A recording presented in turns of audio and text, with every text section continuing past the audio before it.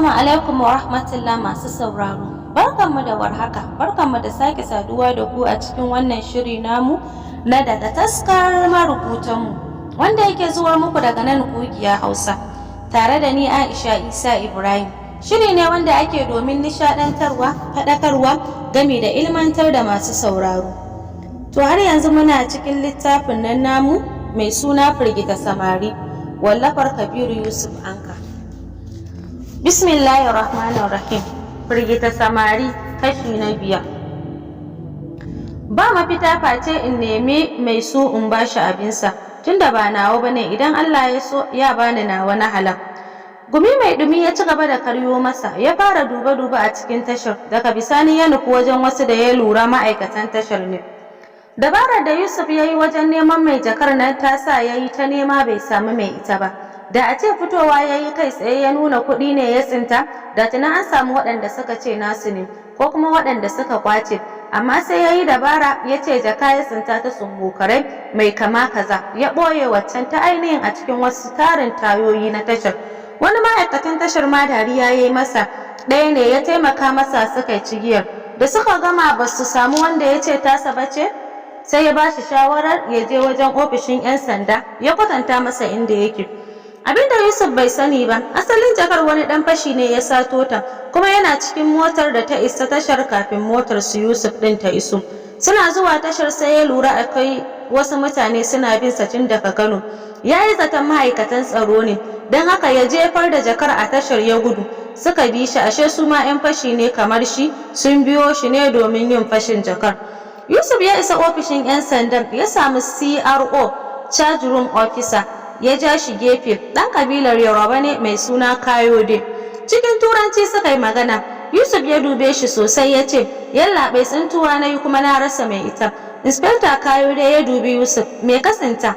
Yusuf ya ɗora jakar a gabansa, ya buɗe ta.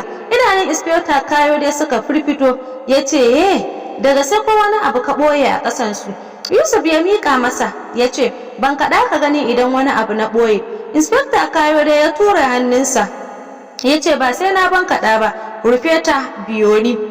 Da suka juya za su tafi, Inspector Kayode ya dubi wani ɗan sanda mai mukamin kofur, ya ce, kofur waka, ina zuwa. Ya wuce zuwa wani ɗaki da ke cikin ofishin, Yusuf yana biye da shi. Bayan da Inspector Kayode ya zauna, sannan ya nuna Yusuf wuri ya ce, zauna. Yusuf ya zauna, suka nutsu. Zan yi maka tambayoyi kafin in ɗauki bayananka. Statement. Ina sauraron ka, cewar Yusuf. Inspector Kayode ya jawo durowa, ya fito da biro da takarda, ya ajiye a gabansa, sannan ya kuma duban Yusuf. So nake ka gaya min yadda ka tsinci kuɗin da kuma dalilinka na kawo su domin a nemi mai su a bashi, kuma gaskiya nake so ka gaya min. Yusuf ya yi ƙaramin murmushi, ya ce, saboda ba nawa bane, shi yasa na kawo a nemi mai shi a basu. Ni kuma baƙo ne, yau na fara zuwa Enugu. Ya kwashe labarin dalilin zuwansa da kuma yadda ya tsinci jakar ya gaya wa Inspector Kayode, sannan ya ɗora da gaya masa ainihin inda ya zo a Enugu. Sai da Inspector Kayode ya daɗe yana kallon Yusuf, sannan ya ci gaba da rubuce-rubuce a ɗan littafin, yana kuma tambayarsa wasu abubuwan har ya gama. A ƙarshe ya kuma dubansa, ni ma nan da ka ganni musulmi ne, hakika kai na yi matuƙar mamakinka, ba kowane mutum bane a wannan zamanin zai yi abin da ka yi. Ya dubi jakar, sannan ya ci gaba da cewa, zan yi matuƙar ƙoƙari ganin an nemi mai ita. Kaga ko nan ɗin da ka kawo jakar, kana bayar da baya ta zama babu, domin za a yi wa wasanta ne. Amma saboda irin halin da ka nuna, zan yi ƙoƙari iya iyawata, ni ma in gwada imani irin naka. Ya tura masa takarda, samun lambarka a ƙarƙashin sunanka, idan da hali da adireshin gidanka na can Kano. Yusuf ya karɓa ya rubuta, sannan ya tura masa. Inspector Kayode ya duba, sannan ya ɗauki takardar ya ninke ya sa a aljihu, ya miƙe ya ɗauki jakar, ya buɗe wata durowa, ya sa a ciki ya rufe ta da mukulli. Kana ya kalli Yusuf da yake zaune har yanzu. Zo mu je. Yusuf ya tashi ya bi bayansa, suka fita zuwa kan kanta. Inspector Kayode ne ya sa wani sajan ya raka Yusuf inda ya zo nema, wato wajen Salim, Kano. Ayuba ya kamo hannun Harira ya finciko ta har sai da ta haɗu da jikinsa, sannan ya bi ta da kallo. Ni nake yi miki magana kike neman ki shige gida? Ran Harira ya yi mugun ɓaci, finciko ta da ya yi har sai da hannunta ya amsa. Ta ji zafi, ta kalle shi cikin tsana ta ce, kai ɗin wane ne da zan tsaya da kai, ka sake ni tun kafin ranka ya ɓaci. Ran nasa ya fara ɓaci, baki saki min wulaƙanci ba Harira, na biya abinda duk wani mai ikirarin yana son ki ya kasa biya, abinda na biya daidai yake da nasa yake, don haka ki shiga hankalinki, domin ke ɗin mallaka ta ce, kamar yadda zan siya akuya in yi iko da ita babu wanda ya isa ya hana ni, haka kike a wurina, ina da iko da ke. Baka isa ba, idan ma ƙaramin hankalinka abin da yake raya maka kenan, to kayi kuskure. Yayi kamar zai mare ta, ta bincike hannunta za ta gudu, yayi sauri ya kuma riko sosai.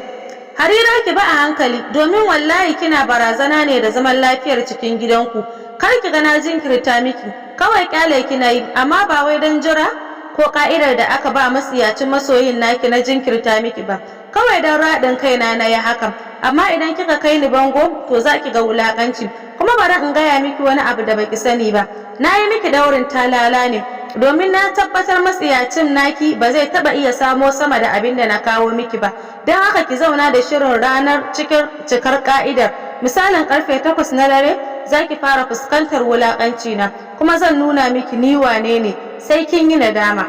Sai dai ka yi nadama jahili. Ran Harira a ɓace ta faɗa wa Yusuf hakan.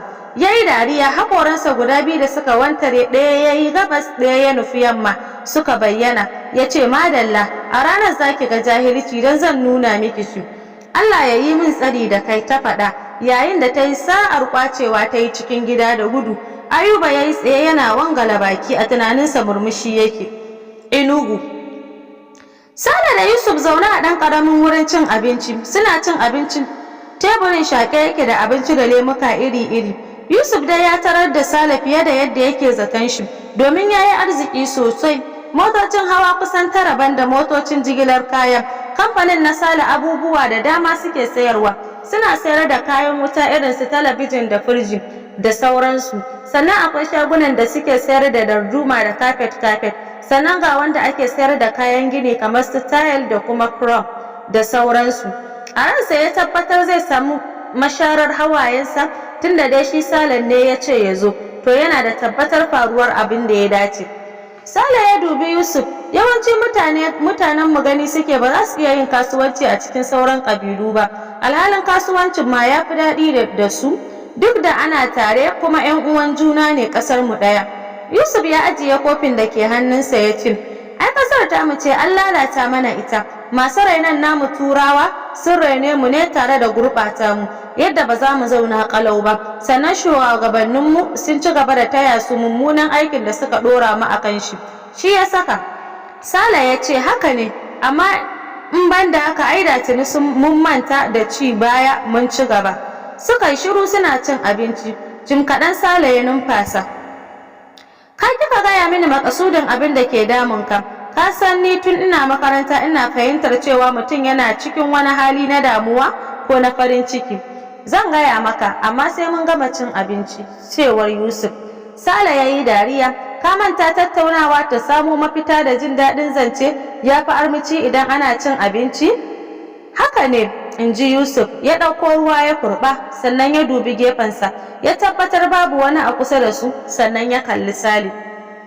Dalili ɗaya ne ya kawo ni wanda ya haifi wani dalilin. Zan yi aure ba ni da kuɗin auren, dan abin da na bayar aka nemi wulaƙanta ni aka dawo min da su, sannan kuma daman ina buƙatar aikin yi.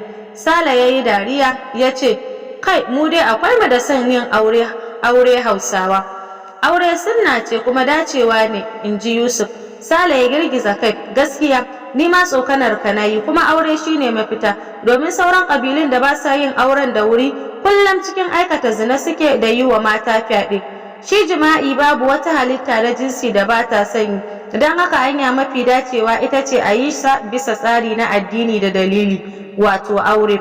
Ato, Yusuf ya ce, to ka ji dalilin zuwa na. Sale ya nisa yana murmushi. Suka ci gaba da cin abinci, suna tunani kowa da abin da yake tunani a ransa. Kafin daga bisani Sale ya katse tunanin. Za ka iya yin harkokin kasuwanci a nan? Ya tambayi Yusuf. Yusuf ya yi ajiyar zuciya, me zai hana? Kai ba ga ka kana yi ba, amma idan zaɓi na ne, ni kifin rijiya ne, na fi son zama a gida, wato a jihata. Sale ya yi dariya, haka ne kowa da ra'ayinsa. amma ni kaga na fi son fita wasu jihohin ko ƙasashe in yi kasuwanci na. To masu sauraro, aka ce wai laifin daɗi ƙarewa. Sai ku jiraye mu a shiri na gaba domin jin yadda za ta kaya. Mu huta lafiya.